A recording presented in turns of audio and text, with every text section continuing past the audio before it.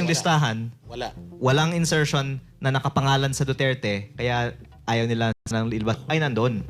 Pero Sino lang wala? si Congressman Pulong, nasa 19th Congress. Baka kung may Duterte, gusto nilang ilabas yung listahan. Yes. Eh, nilabas yung listahan, walang insertion na nakapangalan sa Duterte, kaya ayaw nila sanang ilabas yung listahan. I have a few things to add. Number one, sa 2025 budget per district summary ng DPWH mismo, nandun yung allocable per district. 4 na distrito sa bansa ay 0 ang allocable budget. 2 sa Davao City, 1 sa Davao del Norte, at 1 sa Zamboanga City. Sino ba yung mga nandun? Kasi... dapat lang ikumpirma ng DPWH, totoo ba ito o hindi. Ayan. Kasi factual naman yan eh. Yes. Pangalawa, sa list of proponents ng insertions, nandiyan din po. At kaya parang ikinalungkot ng ibang mga nag-i-interview na tinanong ako, meron ba si Duterte dyan? Sabi ko, wala. Ay, nandun. Pero Sino lang wala? si Congressman Pulong, nasa 19th Congress, wala siya doon. Yun. Sila ng project sa kanila para masabi nila meron. Pero sa 2025 talagang wala. Pero ito ngayon titingnan natin. Imposible na makaiwas sila sa tanong na yan. Yes or no lang factual. Yes. At hindi lang ako may kopya nito. Pati PCIJ na Meron na hindi naman DDS ang PCIJ, di ba? Inilabas ng PCIJ ito. Yes. Alam na to ng DPWH. Secretary Vince Dizon.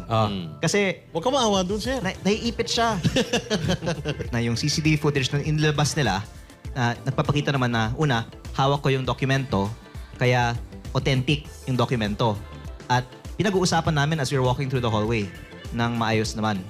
At hindi lang yun, 3.5 buwan ang lumipas mula noon at ng kanyang death na wala naman din siyang sinabi. By the way, November ko pa sinasabi sa publiko na meron akong kopya nitong datos at at the time, hindi lang pinag-interesan ng iba ang sinasabi ko tungkol dito. Pero there was all this time for the DPWH to raise an issue with my possession of the documents, and only when I was challenging them to release it, did they then go and say that. And I think the public can see naman na mali naman na ang focus nila ay ang possession ko ng documents instead of them answering bakit hindi nila inilalabas ito. At hindi lang naman po ako kasi ang may kopya nito, pati ang iba may kopya nito. At ang nangyayari lang ay iniiwasan lang nila ang essential question, bakit hindi nila inilalabas ito. Kaya pala may... Tayo, kasama ng Ombudsman at ng DPWH, lahat mag-live. Ilabas namin ang mga listahan natin. Magko-compare-compare tayo. Baka naman yung kopya ng DPWH pareho sa kopya ko. Tignan natin. Ilabas natin lahat. Awa ka naman kay Sig. Kakatuwa yung sagot niya kasi ang sinabi niya, hindi pa authenticated dahil hindi pa niya nakita. Oo, yun. Tama. Kasi nasa Paris siya noon eh. Kaya hindi niya nakita kasi nasa Pero Paris ang siya. sabi mo doon, meron kayong Conversations.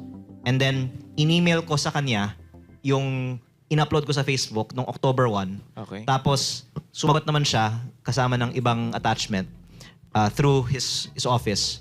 Kaya ko nga sinasabi na maawa na lang tayo sa kanya. Kasi Ibig sabihin nakita niya kasi ang PCIJ na nga nag-upload din ito eh. Kaya hindi na lang siya siguro magko-comment tungkol dito kung pa. ang nangyayari kasi Actually, between us, sadya ko pong hinahayaan sila na Okay. magsalita kasi let them weave together their own narratives. Yes. Kasi marami din mga inconsistencies. Una, sinabi ni Yusek Claire, let DPWH answer. Tapos sabi ng DPWH, hindi pa namin ma-authenticate dahil hindi pa namin nakita. Tapos sinabi nila, ibinigay na namin sa Ombudsman. Tapos sinabi naman ni Assistant Ombudsman na mahalaga ito dahil maraming leads. At bigyan nyo lang kami ng oras para i-authenticate ito at gagawin daw nila in private para hindi mag-fuel ng public speculation. Pero importante daw. Yan ang sinabi niya sa ANC this week. Pero since then, there have been other statements saying na walang katibayan siya kasi wala na daw si Yusek Cabral. Pero hinayaan natin sila na magbigay ng kanilang mga statements.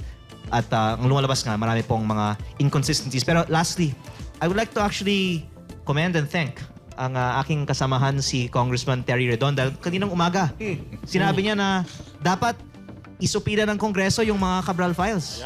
So parang sumang-ayon na rin pala si Congressman Redon na mahalaga na makuha ng Kongreso ang kopyang ito at sana pag nasa Kongreso na, pwede nang ilabas ng Kongreso sa publiko. Kasi ang sinabi niya, dapat hindi lang ang ombudsman na meron, dapat pati Kongreso. Yes. Kaya baka si Congressman Ridon ang maglalabas na ng Cabral Files. Nako, bigla